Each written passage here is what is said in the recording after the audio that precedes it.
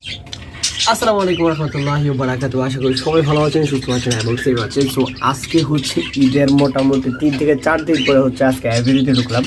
কিছুদিন আগে রোজার সময় একটা থাম্বনেল হচ্ছে আপলোড করছিলাম যেখানে বলা আছে যে পাখি যে খাবারগুলো নষ্ট করে হচ্ছে পাখিকে আমরা খাবার দিই, বাট পাখি মুখ দিয়ে হচ্ছে খাবারগুলোকে ফেলে দেয়।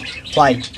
এই কারণটা নিয়ে হচ্ছে আমি ভিডিও বানাবো বলে আমি একটা থাম্বনেলও হচ্ছে পোস্ট করছিলাম, বাট আনফর্চুনেটলি ব্যস্ততার কারণে হচ্ছে ঈদের ব্যস্ততা প্লাস হচ্ছে রোজা ছিল, যার কারণে হচ্ছে ভিডিওটা শ্যুট করা হয় নাই। যার কারণে চিন্তা করলাম যে হোয়াই নট এখন শ্যুট করে ফেলি এবং আপলোডও করে ফেলি। সো এখন যখন দেখতে পাইতেছেন আমি হচ্ছে মোটামুটি ঈদের আজকে 3 থেকে 4 দিন পরে হচ্ছে আজকে ঈদ আসছি হচ্ছে এভরিডেতে। তো এই 3 থেকে 4 দিন হচ্ছে কী খাবারটা দিয়েছি, কীভাবে হচ্ছে 3-4 দিন যে আমি বাসায় ছিলাম না তখন কী খাবার কীভাবে খাবার দিয়েছি ওটা নিয়ে আলাদা ভিডিও বানাবো ইনশাল্লাহ। তো আজকে ওই টপিকটা নিয়ে ভিডিও বানাই।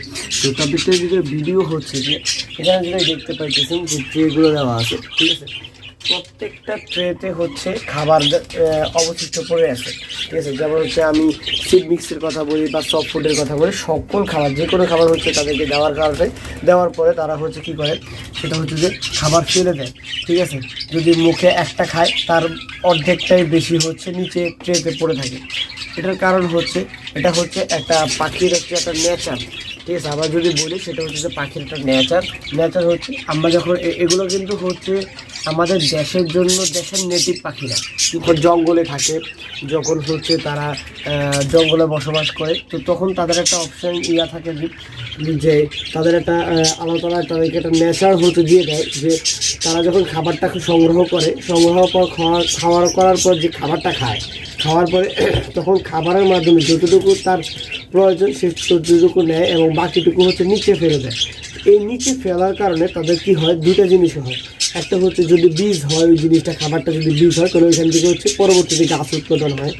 2 নম্বর কাজ হয় সেটা হচ্ছে যে যারা নিচে বসবাস করে, যেমন হচ্ছে বিভিন্ন পশু পাখি বলেন, কীটপতঙ্গ বলেন, তারা হচ্ছে এই বাকি অবশিষ্ট যে খাবারটা, ঠিক আছে, ওই খাবারটা হচ্ছে তারা খায়।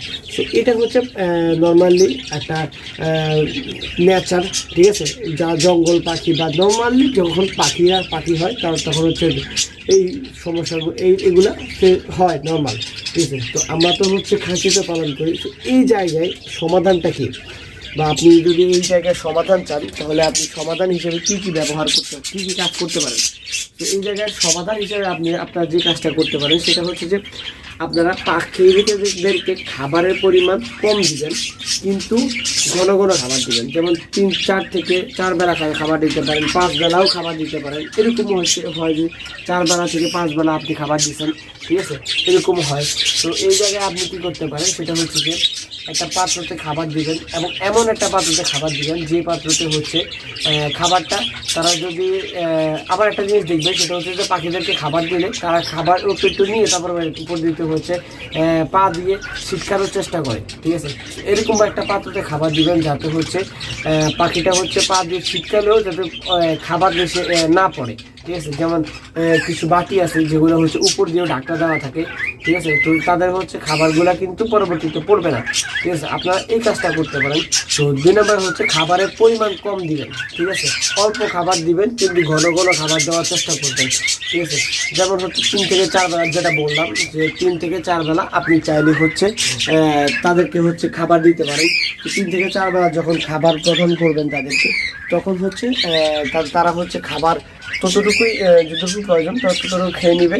বাকিটা আবার আপনি কিছুক্ষণ পরে অথবা 1-1.5 ঘন্টা বা 2 ঘন্টা পরে আবারও খাবার দিতে পারেন। দিলে হচ্ছে পরবর্তীতে হচ্ছে খাবার হচ্ছে তারা খাবে। তো এতে হচ্ছে 2টা জিনিস হবে, এটা হচ্ছে যে খাবার নষ্ট হলো না, আর 2 নম্বর হচ্ছে খাবারটা ময়লা হলো না।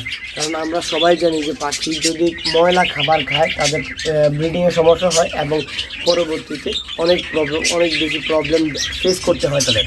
তো এই জিনিসগুলো আই থিঙ্ক আপনাদেরকে সমাধানের জন্য, এই সমস্যাটার সমাধানের জন্য অনেক বেশি উপকার করবে এবং আমি অনেকটাই ফলো করার চেষ্টা করি। এই হচ্ছে পাখিদের ক্ষেত্রে এই জিনিসটা অনেক বেশি ফলো করার চেষ্টা করি। তো thank you so much for watching, thank you so much for lovely support and I am so sorry যে এতদিন ভিডিও আপলোড করতে পারি নাই কারণ হচ্ছে ব্যস্ততার কারণে। Thank you so much for watching. আল্লাহ হাফেজ।